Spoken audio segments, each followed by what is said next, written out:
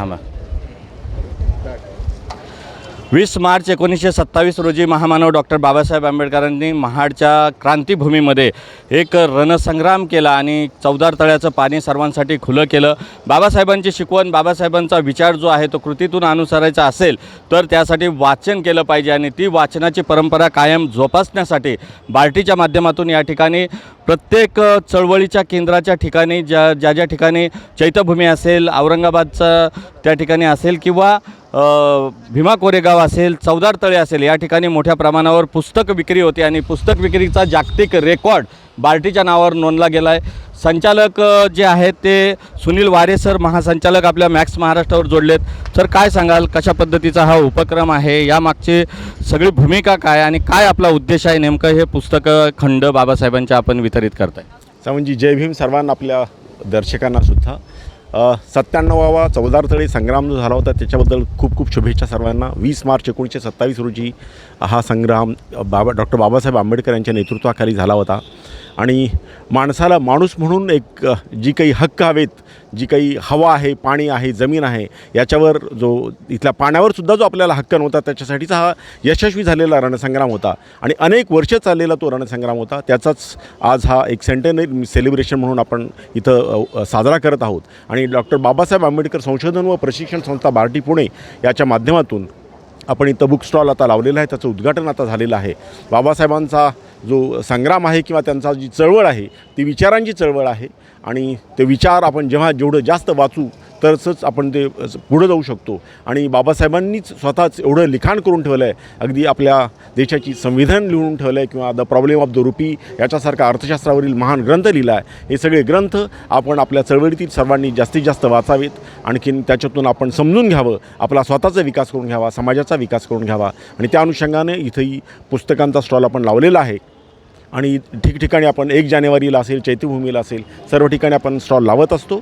आणखी पुस्तकं कुठल्याही परिस्थितीत आपल्या मुलांना कमी पडू नयेत याची आपण काळजी घेत आहोत. आजचा हा जो दिवस आहे या दिवसाचं असं महत्त्व आहे की 20 मार्च 1927 रोजी जो यशस्वी संग्राम बाबासाहेबांनी केला होता त्याचा जो महाड नगरपालिकेनं जो ठराव पास केला होता की हे जे चवदार तळे आहे ते सर्वसामान्यांसाठी, आपल्या सर्व लोकांसाठी पिण्यासाठी ओपन करून ठेवलं होतं, त्याची यावर्षी 100 वर्षे पूर्ण होतात. 1924 साली तो महाड नगरपालिकेनं डेमोक्रॅटिकली इलेक्टेड अशा संस्थेनं, इन्स्टिट्यूशननं अशा प्रकारे ठराव पास केला होता. ही आपल्या देशातली आणि कदाचित जगातली सुद्धा पहिली घटना होती आणि हेच या घटनेचं महत्त्व आहे. आणि तो जो काही संग्राम चवदार तळ्यासाठी झाला होता त्याच्यातला हा महत्त्वाचा पडाव होता आणि म्हणूनच या वर्षाचं आणि या दिवसाचं महत्त्व राहतं. सर, आपण नेहमी बघतो की ज्या पद्धतीनं बाबासाहेबांनी सांगितलं की वाचाल तर वाचाल, शिकाल तर टिकाल, आणि बाबासाहेबांनी शिक्षणाचं महत्त्व या ठिकाणी अधोरेखित केलेलं आहे. त्या पद्धतीनं अनुयायी जर आपण बघाल तर चैत्यभूमीला आम्ही पाहिलं, भीमा कोरेगावच्या शौर्यदिनी देखील पाहिलं. तिथे जी भाकरीसाठी किंवा जे भोजनासाठी जी रांग लागते त्या रांगेमध्ये कमी अनुयायी असतात, मात्र पुस्तकाच्या रांगेमध्ये अधिक मोठी रांग असते आणि ती नजर पोचत नाही इथपर्यंत ती रांग असते. त्याबद्दल काय सांग? निश्चितपणे बाबासाहेबांची चळवळ ही शिक्षणाची चळवळ आहे. बाबासाहेबांचा पहिला संदेश जो आहे, शिका, संघटित व्हा, संघर्ष करा. आणि ते शिक्षण जे आहे ते पुस्तकांच्या माध्यमातून, शाळेच्या माध्यमातून, समाजाच्या माध्यमातून होत असतं. आणि त्या अनुषंगानं आपली जे अनुयायी आहेत ते, आणि बाबासाहेबांनी स्वतःसुद्धा एवढं साहित्य निर्माण करून ठेवलं आहे की ते वाचता वाचता आपलं आयुष्यसुद्धा कमी पडेल एवढं आहे. आणि निश्चितपणे आपली जी अनुयायी आहेत, भीमसैनिक आहेत, ते वाचनासाठी भाकरीपेक्षा पुस्तकाला जास्त महत्त्व देतात आणि तेच बहुतेक बाबासाहेबांच्या विचारावर जाण्याचं महत्त्वाचं पाऊल आहे असं मला वाटतं. आपल्यासोबत बहुजन चळवळीमधील महाराष्ट्र आणि देशामध्ये कार्यरत असलेले आणि खऱ्या अर्थानं महापुरुषांची विचारधारा तळागाळामध्ये पोचली पाहिजे हा उदात्त हेतू घेऊन कार्यरत असलेले दिनेश डिंगळे सर आपल्यासोबत आहेत. त्यांच्या हस्ते उद्घाटन या ठिकाणी झालेलं आहे. सर, काय सांगाल, कशा पद्धतीचा हा उपक्रम आहे, याचा समाजाला, देशवासियांना कसा लाभ होईल? सर्वप्रथम 97व्या महाड चवदार तळ्याच्या सत्याग्रहाला 97 वर्ष पूर्ण होत आहे. डॉक्टर बाबासाहेब आंबेडकरांनी केलेला हा सत्याग्रह आज 97 वर्ष आपण पूर्ण केलं आणि या 97 वर्षाच्या निमित्ताने अभिवादन करायला, चवदार तळ्यावर अभिवादन करायला आल्या अनुयायांनाही प्रथमतः मी जय भीम करतो. त्याचप्रमाणे आजचा हा जो सत्याग्रह आहे की बाबासाहेबांनी हा केलेला सत्याग्रह केवळ पाण्यासाठी नव्हता तर मानवी मूलभूत हक्कांसाठी हा लढा होता की आणि त्याच पद्धतीने आपण 1947चं स्वातंत्र्य बघतो, परंतु लोकशाही मार्गाने 1924मध्ये घेतलेल्या निर्णयाची अंमलबजावणी ही लोकशाही मार्गाने जो निर्णय झाला आहे त्याची अंमलबजावणी करण्यासाठीचा बाबासाहेबांचा हा लढा होता आणि हा मूलभूत हक्कांचा लढा होता. आणि बाबासाहेबांनी या लढ्याच्या निमित्तानं माणसामध्ये समानता निर्माण करण्यासाठीचा जो संघर्ष केला होता तो खरोखरच मला वाटतं की या जगामधला एक अभूतपूर्व असा संघर्ष होता आणि बाबासाहेबांनी तो यशस्वी केला. आणि तो संघर्ष यशस्वी केल्यानंतरच या बहुजन समाजामध्ये, ज्या समाजातून बाबासाहेब आंबेडकरांनी ज्या समाजाला जागृत करायचं होतं ती जागरूकता बाबासाहेब या समाजामध्ये निर्माण करू शकले. म्हणूनच तुम्हाला बाबासाहेब आंबेडकर, तुम्ही चैत्यभूमी बघा, तुम्ही दीक्षाभूमी बघा, महाडचं चौदार तळे बघा किंवा बाबासाहेबांची जिथे बाबासाहेबांचे स्मृतीच्या निमित्ताने आपण जिथे किंवा येवल्याला जी मुक्तिभूमी आहे तिथे जरी गेलात तरी बाबासाहेबांच्या प्रत्येक कार्यक्रमाच्या ठिकाणी आपल्याला पुस्तकांचे मेळावे लागलेले दिसतात.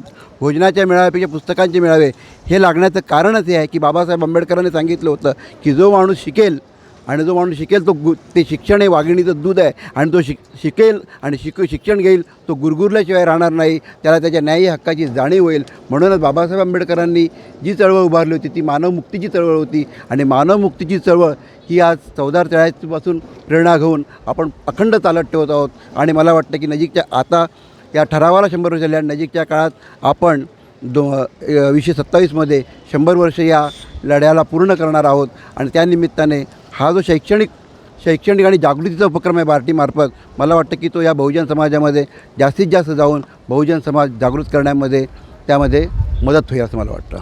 एकूणच शिक्षणाची लोकचळवळ गतिमान होण्यासाठी या ठिकाणी वाचन संस्कृती जोपासली पाहिजे, त्याबरोबरच मानवमुक्तीची ही चळवळ गतिमान होण्यासाठी वाचन केलं पाहिजे असा दिनेश डिंगळे सरांनी महान संदेश या ठिकाणी आजच्या दिवशी दिलेला आहे. सर, काय सांगाल, ज्या पद्धतीनं हे आपण वेगवेगळे उपक्रम बार्टीच्या माध्यमातून राबवत आहेत, आज पुस्तक ग्रंथ विक्रीचा जो उच्चांक आहे तो खूप मोठ्या प्रमाणावर होतो, काय सांगाल त्याबद्दल? सर्वप्रथम जगातल्या सगळ्या शोषितांना या 97 वर्ष बाबासाहेबांच्या चौदार तळ्याच्या सत्याग्रहाला झाली त्याबद्दल मी खूप खूप शुभेच्छा व्यक्त करतो. त्याचबरोबर काल आम्ही बार्टीतर्फे सर्वात प्रथम आद्य समाजसुधारक गोपाळबाबा वलंकर यांच्या रावढळ गावी जाऊन त्यांना प्रथमच विनम्र अभिवादन केलं आणि त्यांच्या प्रेरणेनं डॉक्टर बाबासाहेब आंबेडकरांनी जो महाडला जो पाण्याचा संघर्ष, खरं तर मी पाणी खुलं केलं म्हणण्यापेक्षा पाण्याला मुक्त करण्याचा प्रयत्न बाबासाहेब आंबेडकरांनी या देशामध्ये केला. सत्याग्रह जगामध्ये अनेक प्रकारचे झाले, परंतु असा सत्याग्रह की एखाद्या मानवी समूहाला पाणी नाकारलं जाणं आणि त्याच्यासाठी सत्याग्रह करायला लागणं हे फार मोठं वैशिष्ट्य या महाडच्या चौदार तळ्याच्या सत्याग्रहाच्या निमित्तानं दिसतं. बाबासाहेब आंबेडकरांनी जो मूलमंत्र दिला, शिका, संघटित व्हा आणि संघर्ष करा, तर त्या शिक्षणाच्या प्रोसेसमध्ये जाण्याकरिता, त्या प्रक्रियेत भाग घेण्याकरिता पहिल्यांदा शिक्षण घेणं, शिक्षण घेतल्यानंतर आपण आपली शैक्षणिक पात्रता उंचावणं आणि ती उंचावण्याकरता आपला विचार उंच होण्याकरिता बाबासाहेबांची जी ग्रंथसंपदा आहे ती आम्ही इथं पुस्तकांच्या स्टॉलच्या रूपानं 85% डिस्काउंटमध्ये महाराष्ट्रातील जनतेला खुली करून देत आहोत.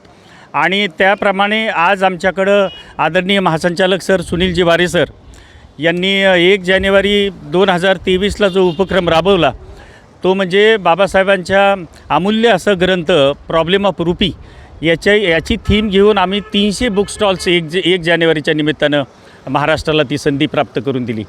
तशीच संधी महाडला आपण बुक स्टॉलच्या रूपानं बार्टी आयोजित करत असते आणि यावेळेस देखील आम्ही जनतेचा प्रतिसाद पुस्तकं विकत घेऊन त्यांनी द्यावा अशी मी नम्र विनंती करतो.